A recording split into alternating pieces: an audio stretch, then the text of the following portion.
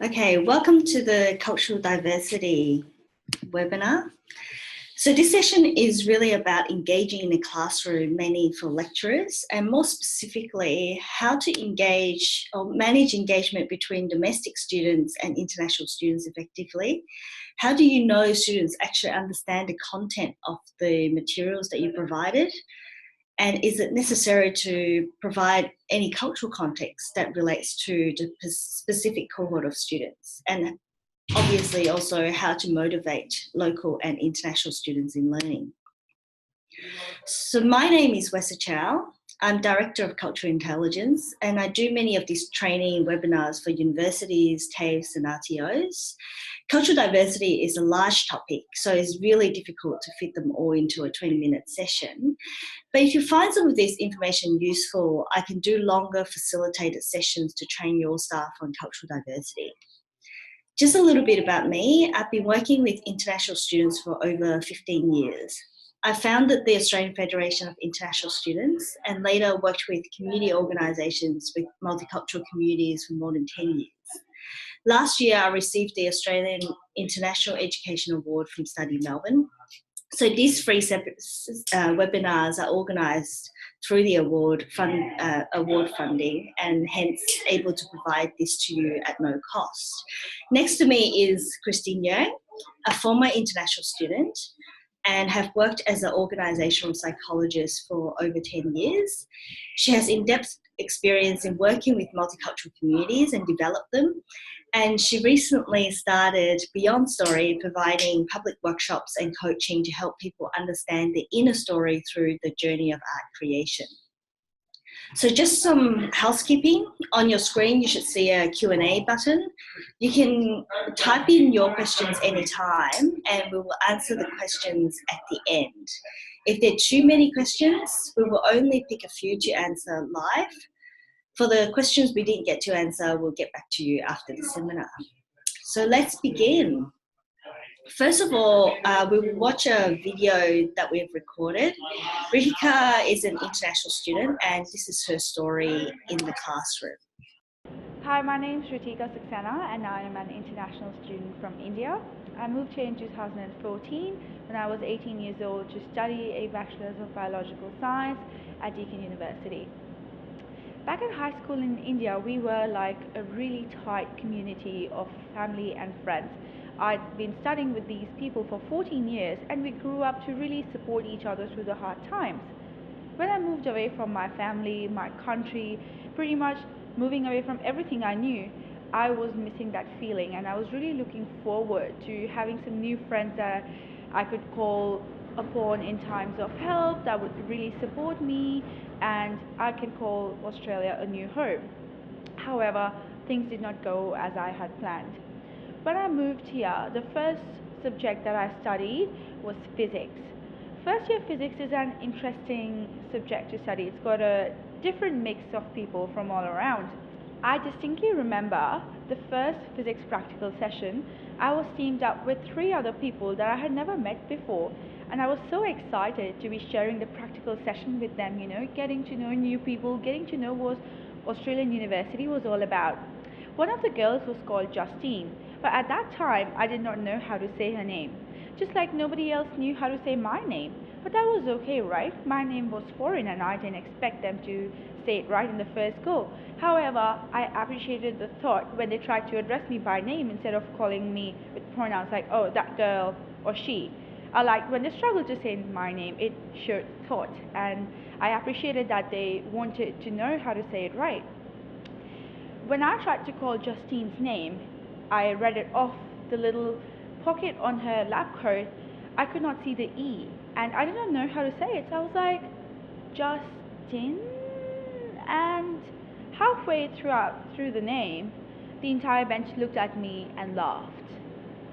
They just laughed, and I was so disappointed. I felt so small in myself. They laughed at me. Oh, it's Justine, it's not Justin. And I was so humiliated. I was giving it my best shot. Nobody knew how to say my name right. None of those people on that bench, except that it wasn't a problem to me. I was okay with it. I never could make friends with them again, but time moved on and situations changed. Since then, I was the butt of all jokes when it came to saying someone's name right. However, I got over it. I thought things would improve and times would change. I remember when we used to be teamed up into group works for our assignments. Nobody wanted to pick me. Nobody wanted the international student in their group. The girl with that weird accent. The girl who wore different clothes. The girl who didn't fit in. Nobody cared about how skilled I was, what I could bring to the project, whether I was even just a nice friend to have. I was just the last one to be picked. Whenever teams were being called out, I could see people going around me, oh yeah, you can be in my team, you can. But their eyes never landed on me until there was nobody left in the room. I felt like I was always the backup choice. I was never a priority for anybody. I was a case of, alright, well, we've got no other choice. I got over that too, you grow up and you tell yourself things will get better, you will make friends. Physics is hard and I was working hard to do my assessments right. I was really working hard to make friends. It just wasn't going as I planned. The teachers didn't seem very supportive. I was one of the very few students who were studying science at that time, being an international student. Now things have changed. There's a lot more international students, especially in biological science. It wasn't the same back then. And I don't think my teacher knew what I was going through. I remember in week 9 and 10, they would throw a lot of questions at us, and nobody would raise their hands to answer. I did, because I'd been studying hard and I wanted to do the best at university, settle in, make friends, get a degree. However, I was invisible. They saw the person on my left, they saw the person on my right, they saw the person behind me. It just felt like I did not exist. Maybe after 2 or 3 rounds of anybody else, they'd look at me, yes, what is the answer? But again, I was never the priority, always a backup choice. At the end of the physics semester, I got out with top grades and many high distinctions, however, zero friends. I worked hard towards creating a really positive university life. My academics were going well, my extracurriculars were going well, I was really involved. However, in class, I came up with zero friends, no matter how hard I tried. And that is my story. And now that wasn't a very great story to hear, isn't it? And as you can see, an experience in the classroom can have a devastating impact on international students. I'm sure it was not the intention of the lecturer or the tutor to create a sense of isolation. However, because students may have no friends outside of the university because they just came from their home country, and to be able to socialize and to meet friends in the classroom become part of their life. And it is not a small issue, it's an issue building a life here, and to study in university is part of it. So for local students, they may already have friends and family outside the university. So, to meet one or few friends less in the classroom may not have such a big impact. It has an impact, but it may not be such a big, huge impact. But for international students, it is really important for them to build that social life in the university, in the class as well. So this situation, or the impact of the situation, could have been minimized if the lecturer, tutor stepped in a little earlier to explain that international students do not always know Australian names, or manage, however, setting up the scene to create that environment for the best learning and cater everybody in the classroom. And for lecturers and tutors, facilitating engagement between local and international students is a skill and must be intentional. So I was asked at the AIEC conference on a panel talking about racism, and there was a question asked about whether the facilitation between groups should be forced. I think this is a relevant question to this webinar because the panel, me included, and many other current and former international students highly suggested that it was definitely needed to be facilitated by lecturers. In countries where some of these students are from, are not used they're not used to an education system where you work in teams and allow teams to emerge. So, and they're used to having teachers being the authority and place people into teams, and we're very strict on that. So some students on the panel did say they really hated it when they first started, when lecturers started to do it initially, but later really appreciated the fact that that friendship began, and also they start to know more people in the classroom. It also helped local students to learn and how to work in multicultural teams as our workplaces are becoming more global as well. What I do believe is missing in universities is that there should be an introductory subject or segment in their first year to help students learn different ways in which people may do things, and working with people from different cultures, and how to appreciate different ideas and skills that foreign students bring, even though the English might not be as good as local students. One of the first thing that we wanted to highlight is, I'm sure you may have heard about this, but we certainly heard a lot about this statement. I've tried to bring students in, but they can't work together. So we have heard this statement from tutors or lecturers. They may say these things. So from our experience in working with both international and local students, the key here is understanding what value each group of students bring. So it's look a little bit deeper. It's the values that each group brings to the classroom. And in this situation, what I see is that local students may complain that international students' English is not good enough. It's really hard to communicate with them. It's hard to engage them or let them to contribute substantially to the teamwork. And the complaint, on the other hand, come from international students is that local students do not fully listen to their contributions. Their understanding of value of what each other bring maintain at the very superficial or stereotyping level. So you as the tutor or lecturer, as a teacher, as the people who facilitate that learning environment, you have a very critical role to play to enhance that environment, to bring in the value out from each group and play their strength in that learning environment. The value of having international students in the classroom is they bring in different perspective, because they grow up from somewhere, they have different experiences, they think differently. It's the thinking that we are talking about. So you as a teacher's tutor or professor lecturers can consider introducing bonus marks if the teamwork, bring in different ideas that involve different people in. And this will really increase students' motivation to work harder and willingness and motivate them to spend more time with each team member, to get to know them and to expand their perspective on the topic. So there were 3 ideas. This is only the top 3 that we would like to share with you, and I'm sure there are more on our list, but these are the top 3. So the first is bonus marks for teamwork that bring in different perspective, and you can tell from the assignment whether everyone thinks the same. That's group think to me, and the fact that involve different perspective will improve the innovation, improve the productivity within the team. So the second is you set the sample you would like to see. And you may ask me how.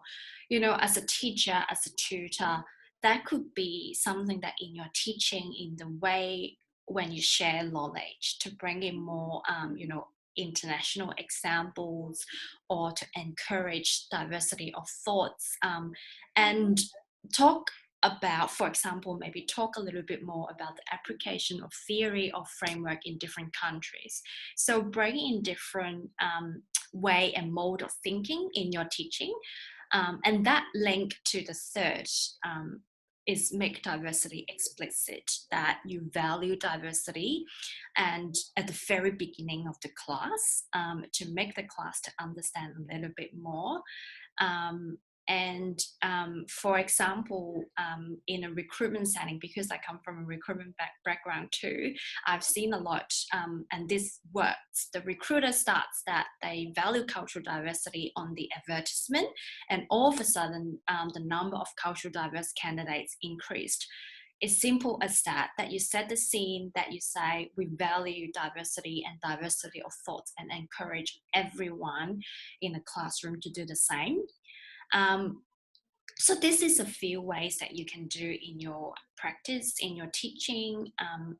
And when we talk about motivating students, there are a lot more psychology behind, and we don't have enough time to cover everything.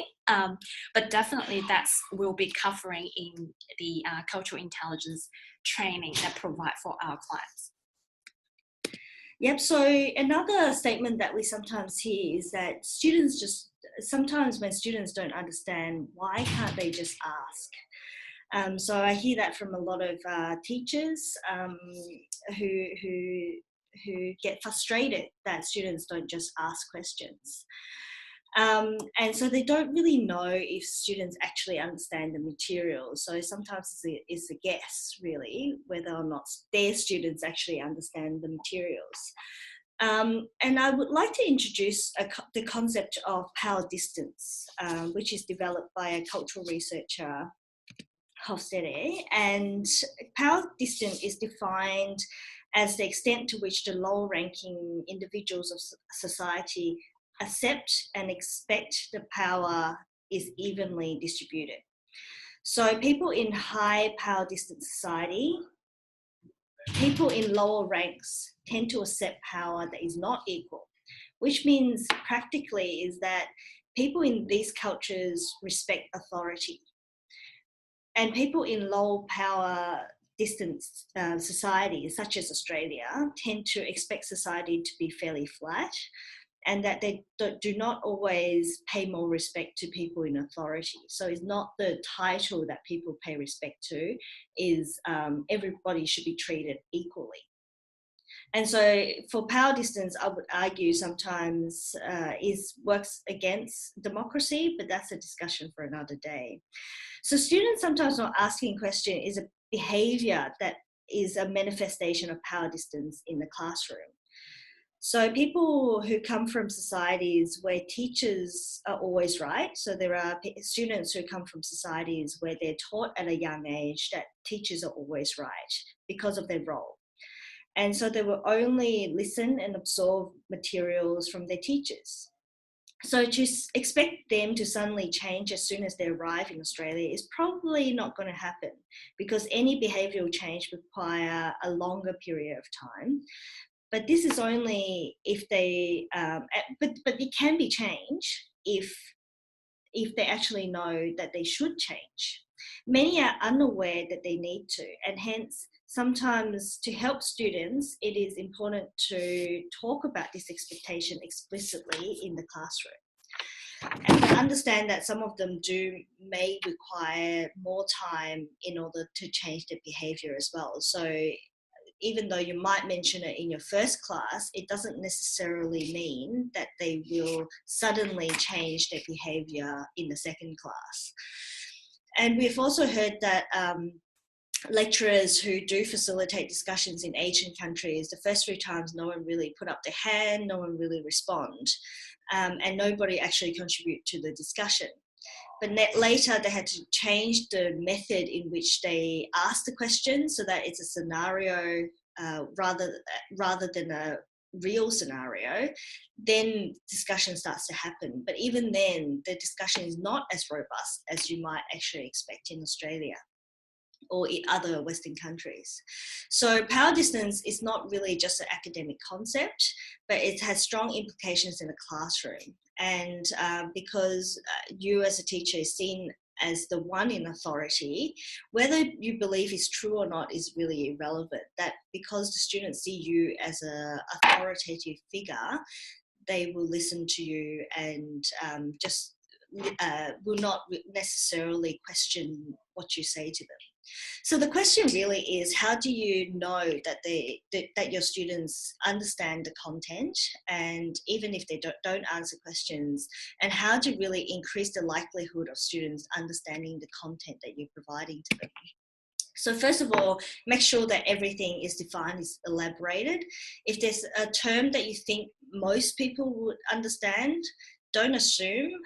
It doesn't really hurt to spell out the definitions and really talk through the definition of a specific term, even if it is a well-used term in Australian society. If the content is contextual, make sure you explain the context and the background story. It is likely that some students may not know the background story. And also use your first assignment to really test the basic concept. So if you've got international students who really do struggle, you can address it early with them individually and try and figure out what is it that they don't really understand. Now, so in summary, today we have, in this very short webinar, we have addressed some issues, just a few actually, about managing and engaging between local and international students, how to ensure students understand the content, and how to motivate local and international students to learn together. Now, we are happy to take some questions now, and if you have not typed in your questions, this is a good time for you to ask questions. And as Wesa said, we may not be able to answer all of your questions because of the time. We will definitely get back to you if there are any questions, and follow it up with you. And we've also had people saying that the sound for Ritika's video wasn't there. We really apologise for that, but what we'll do is make the video available to you after the webinar, so you can just go through that again. We really apologise that.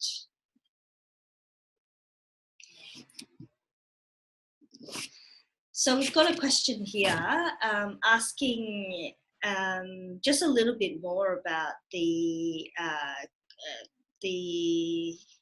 sorry, just reading the question here about power distance, and how do people actually know whether or not people actually come from a high power distance society, or people who come from a low power distance society? I think that's, again, that one thing that the theory that is actually is on our website that Wesa mentioned, and has a test on the website. So you can actually go to the website and get more information about it, and don't make assumption. All Chinese and high power distance. So start with the generalization, but not stereotyping. So this is what we encourage you to do. Go to the website, and there is a test there, and I think we are happy to send out the link to you as well, if you want to know more information about that, because there is a whole theory behind it, and there are more scale in that theory that may be useful for you. Power distance is only one of the 6, I believe. So there are more, and on the website there are a lot more information there.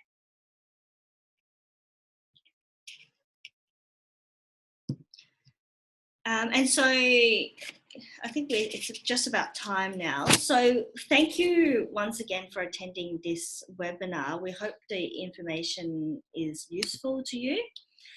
And just on your screen now are just 2 more sessions on 2 different topics, other topics. So international student engagement for frontline staff, which is primarily targeted to people who are in admin or student support who work with international students a lot. And on the 29th, we have expanding markets in country, so finding new ways of expanding your market into other into the country that you are recruiting international students. So you would have registered for the webinar on the website, and it's just the same link as well. Thank you very much. Thank you.